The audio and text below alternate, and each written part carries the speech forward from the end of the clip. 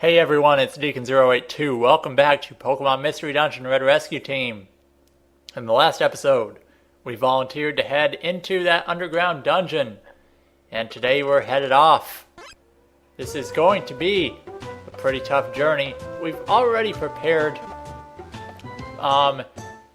It wouldn't hurt to check the shop one more time to see if there's anything good. I think I already have 2 sleep seeds, so there's nothing worth buying here. I'll just check to see if they have any good TMs. Come on. Alright. Because you never know when something could be useful. Nope, nothing good.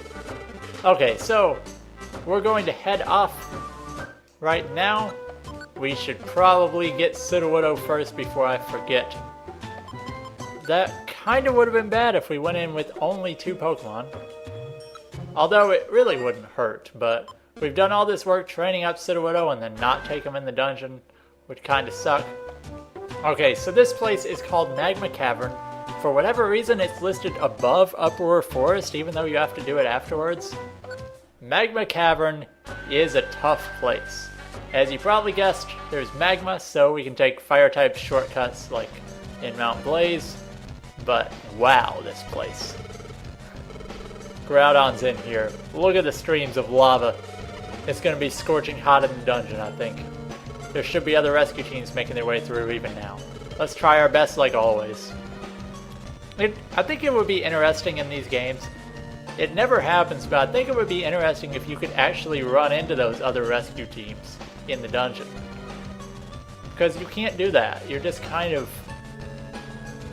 I wouldn't say stuck, but you're kind of in your own parallel universe. I guess they are mystery dungeons, so there's a different floor layout every time, but it'd kind of be nice if you could see the other rescue teams in here. We got a red gummy. I probably could have waited to eat that just because it would have filled my belly up, and I only brought 1 big apple.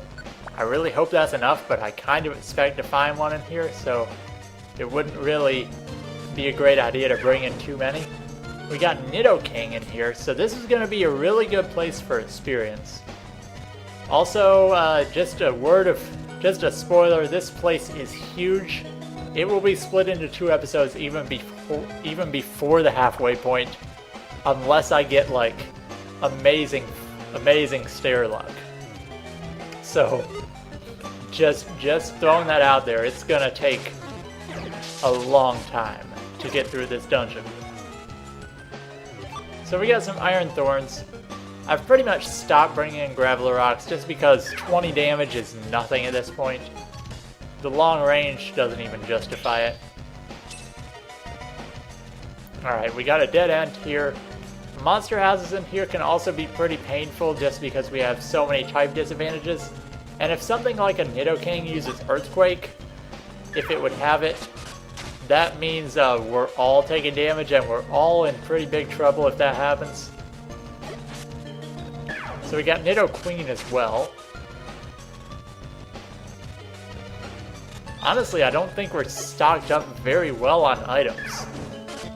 So this is going to be difficult. We get poisoned, but I've said poison isn't a really bad status condition, and there's one real reason why, and I will show that in just a minute here.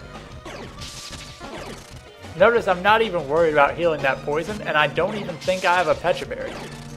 I should have probably brought one, though. Now is when Graveler would have been useful, but I don't care enough, because I'm going to move on to the next floor. I'm poisoned, I don't want to spend a lot of time chasing him. And notice our poison is cured. So, we are on 22 health, so it would probably be a good idea if I heal that. I'm going to kill this Sandshrew first, because maybe I can get it back by walking. Okay, now I definitely need to heal. Probably should have brought in some more Oran Berries too, so this is going to be pretty difficult because we're low on items. I think I might even have to use a Reviver Seed for PP and stuff. But I do have 3 Reviver Seeds. I hope that's enough. I really don't want to die in here. Sparky is really not very useful because there are so many ground types. Sudowoodo's not bad in here, but once again, his attacks aren't very effective. So, this is just going to be an endurance fest. I hope it goes well. I really do. Because so much in here could just go so bad.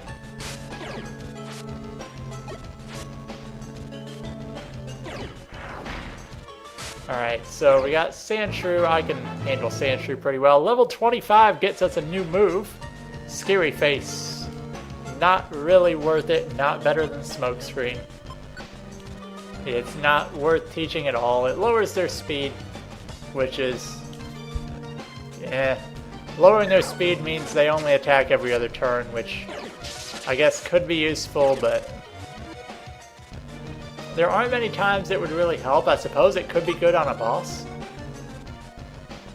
So, I don't know. I feel like Smokescreen would always be more helpful. We get a gold ribbon for some more money later on once we get back to town, assuming we make it out alive.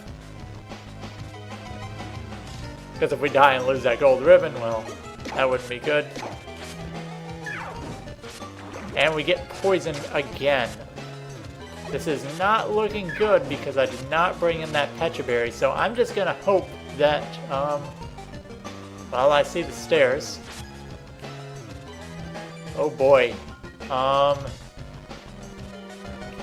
Can you do anything about this with low kick? Sudowoodo?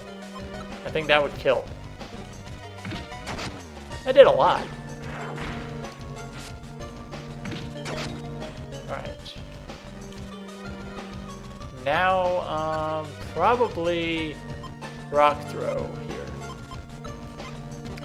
I'm honestly just gonna avoid that Nidoqueen. I don't have to fight it, and I'm going on to the next floor. I'm just getting out of here.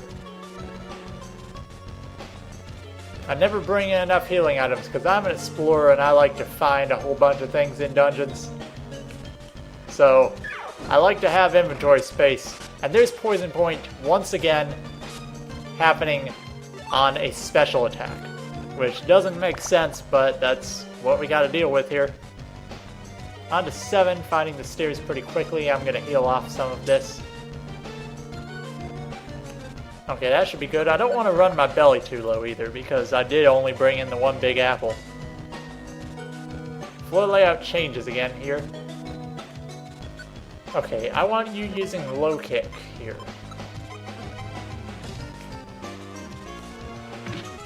Good. Okay, that killed in one hit. That's really nice.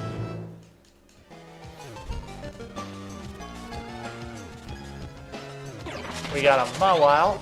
Something I can actually handle for once. Hooray! It's like the one Pokemon that I can actually deal with. We got a TM for Facade. We got Silver Spikes, which are decent throwing items. I think they're the most powerful throwing items in the game. Oh boy. That's not good at all.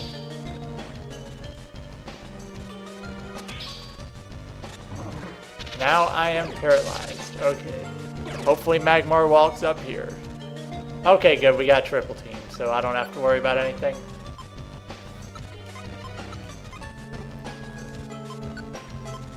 I am going to eat this Matzelitzer and get my PP back while these guys take out Magmar, hopefully.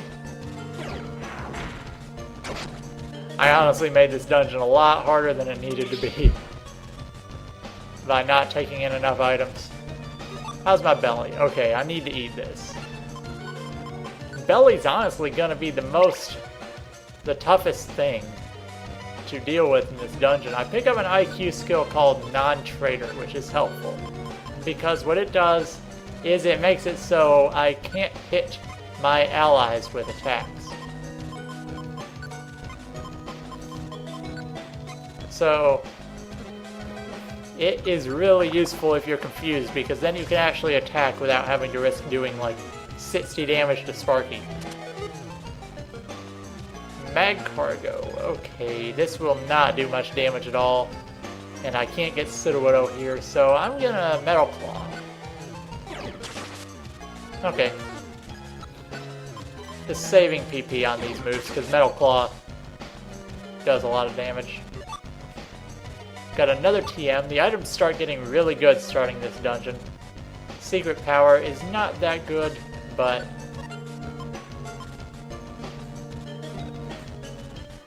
it's, once again, it's sellable for a good chunk of money. And because I am a hoarder of items, and I can get pretty good money for that. Now, what do I not need here? I don't need Grappler Rocks at all, really.